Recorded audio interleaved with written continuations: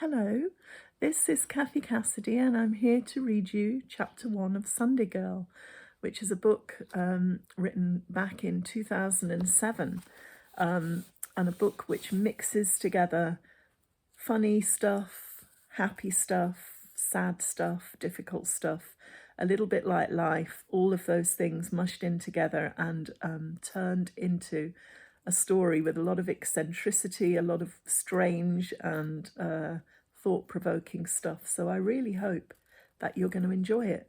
Get yourself a coffee, get yourself a hot drink, a hot chocolate or whatever it is, settle down and we'll take a little moment of escapism from the lockdown day. Here we go, chapter 1. There's a little picture at the top of the chapter. And this time, with this book, the drawings at the top of the chapter were done by me. Okay, so chapter 1. Nobody likes parents' night, do they? It's when the truth comes out. Your parents discover that you haven't been wearing your nice maroon St. Joseph's blazer. You've only handed in one maths homework since September, and you're hanging out with a gang of scary year 10s who have love and hate scrawled across their knuckles in black marker pen. That's the kind of stuff most kids are stressing about anyhow. Not me. I have a pretty good record when it comes to tests, homework and school uniform. My friends are sensible, reliable and hard-working. My teachers like me. What do I have to be worried about? Where do you want me to start? I'm not worried that my family will find out the truth about school. I'm more anxious that school will find out the truth about my family. Parents' night, I hate it so much that when I was in year 7, I threw away the letters inviting my family along and told them St. Joseph's didn't do them. Are you sure? Mum had asked doubtfully. That seems very strange. Seriously, they think it's old-fashioned. Mum had raised an eyebrow, but I got away with it. I thought I might get away with it right through secondary school. Of course, I was wrong. Yesterday, my form teacher, Miss Devlin, booked herself into the hairdressing salon where Mum works for a shampoo and set. Special occasion? Mum had inquired, rolling a sliver of Miss Devlin's mouse-brown hair onto a pink plastic curler. Going somewhere nice? Well, Miss Devlin had replied, just the year 8 parents' night at St. Joseph's tomorrow. And that was that. My cover was blown, big style. Why didn't you tell us they'd reintroduce parents' night? Mum wanted to know. Just think, we might have missed it. Yeah, just think. Poor Miss Devlin would have thought we didn't care, Mum exclaimed. Don't you worry, Jude, we'll be there. And they are here, all of them. Nightmare. I'm here too, watching the whole thing, fascinated, horrified. Being here is kind of torture, obviously, but when Mr. McGrath asked for volunteers to make the tea and coffee, my hand shot up instantly like the good year 8 teacher pleaser that I am. It's a bit like the way moths get drawn to a flame. I can't help myself, even though I know it will end in disaster and frazzled wings. Still, dishing out the tea is one way to keep an eye on things. I take a deep breath, steady my tea tray and stride off into the scrum, handing out a few cups of milky tea and some dark, ominous flapjacks baked earlier in the home ec department. I glide to a halt beside Miss Devlin's desk. Tea? I ask brightly. Miss Devlin shoots me a helpless, wild-eyed look, but I have no sympathy. So far, she's only met Mum. Worse is to come. Ah, Jude, Mum says, flicking her blonde razor-cut bob so we all get to see the dark red layer underneath. Miss Devlin was just telling me she runs the school drama club. Why ever didn't you tell her I was in show business? You're a hairdresser, Mum, I mumble. Now I am, Mum says, exasperated, but what about my musical past? I've played all the top venues, Filey, Minehead, Clacton-on-Sea.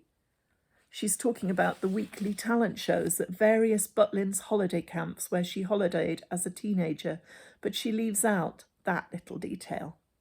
Mum, I hiss, dumping a cup of tea and a crumbling flapjack down onto the tabletop. I thought I'd better tell you that Dad and Victoria are here. They're in the queue behind you. They are, Mum squeaks. Oh, nice chatting to you, Miss Devlin. I have to go now. Mum and Dad are no longer together. They haven't been for 12 years, but that doesn't stop Mum from turning all drama queen if she happens to spot Dad with his girlfriend. Mum leans across the desk, dazzling Miss Devlin with her showbiz smile. If you ever need some professional input into the drama club, I'd be only too pleased to offer my expertise. Miss Devlin shuffles some papers. Well, thanks, Ms. Reilly, she says weakly. I'll be sure to let you know if we need any professional input. Mum stands up, flinging a pink pashmina scarf over her shoulder and almost taking out the eye of the woman behind. She stalks out of the hall without a backward glance. I swing back through the crowd, clutching my tea tray. I come across Gran and Grandad arguing with Mr. McGrath. I'm not sure why, because he's not even one of my teachers. Hello, dear, Gran says blankly as I edge past. Do you know, you look just like my granddaughter. Perhaps because I am? I give her the last flapjack and hope it doesn't get stuck in her teeth. Back at the tea urn, Kevin Carter from my English class is sipping tea from a PTA bone china cup. He dunks a flapjack, unsuccessfully. The tea turns into beige soup or perhaps some kind of wholemeal porridge. Hey, Jude, he says, want a hand? No thanks, Carter. Keep it to yourself, I retort. You can call me Kevin if you like, he grins. Okay, thanks, Carter. Suit yourself. I'd be a good waiter, you know. Careful, fast. He sticks out a leg and shows me a huge, chunky rollerblade boot, then does a fancy turn, slopping tea all over his jeans. I'm just learning, he says. Brendan Coyle is setting up a street hockey team. He points through the window where some Year 8 lads are skating about in the floodlit playground, battering each other with hockey sticks. Nice, I say. Are your parents here? Kevin Carter asks, pouring himself another cup of tea. I think they're around somewhere, I say vaguely. Will you look at that, he guffaws, looking out across the hall. Who does he think he is, Elvis Presley? Dad and Victoria have reached the head of the line for Miss Devlin. Victoria looks neat in a dark city suit, but Dad is wearing a grey raincoat over his white rhinestone catsuit. He has a gig later, an 80th birthday party at some old folks' home. He smooths his black quiff and sideburns as he sits down. I should explain, Dad is an Elvis impersonator. This is not a fact I tell many people. I have no intention of telling Kevin Carter, obviously. Miss Devlin glances up, does a double take, and gives Dad a forbidding look over the rim of her teacup.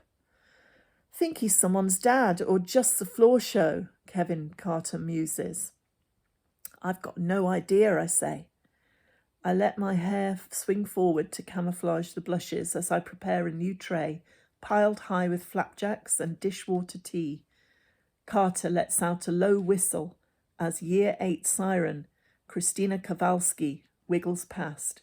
She's wearing something that might once have belonged to a Barbie doll, but has now shrunk in the wash. Scary.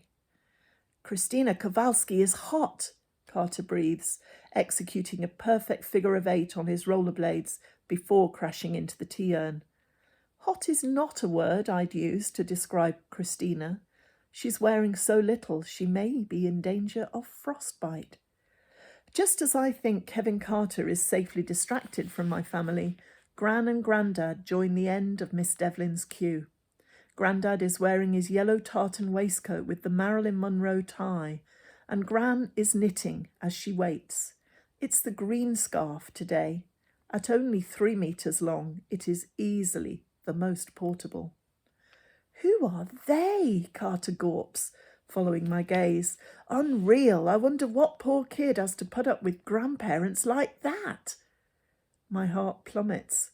Carter is going to guess the exact identity of that poor kid unless I take evasive action, and fast. Actually, I tell him, they're Christina Kowalski's mum and dad. Carter just about chokes on his tea. Parents, he yelps, they can't be, they're way too old. Christina only joined the school this term, and so far she's a bit of a mystery girl, if a girl who wears shrunken skirts and lashings of shimmering lip gloss can actually qualify as mysterious. Oh yes, I lie, very strict too. Mr. Kowalski used to be a championship boxer. Last month, Christina's dad came home and found her smooching with Martin Peploe from Year 9, when she should have been babysitting her 7 little sisters. Mr. Kowalski threw Martin Peploe out of the house. He landed in a rose bush, terrible scratches, and greenfly. Seriously, Carter marvels.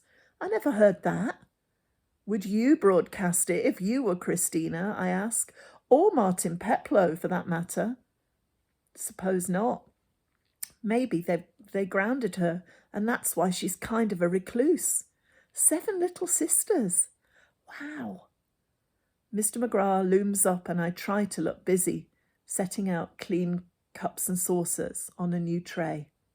Ah, Carter, good to see you helping out at this kind of function, Mr. McGrath beams. Not like those young thugs out there with the hockey sticks. Now, Mrs. Yates was just saying she'd love a nice hot cup of tea. Perhaps you'd take one over to her. He lifts the loaded tray and hands it to Carter, nodding encouragement. Needless to say, he hasn't spotted the rollerblades. Carter takes the tray, throwing me an anxious grin. He glides off across the polished floor, the tea tray balanced on one hand. He makes amazingly good progress to start with at least, but disaster is inevitable.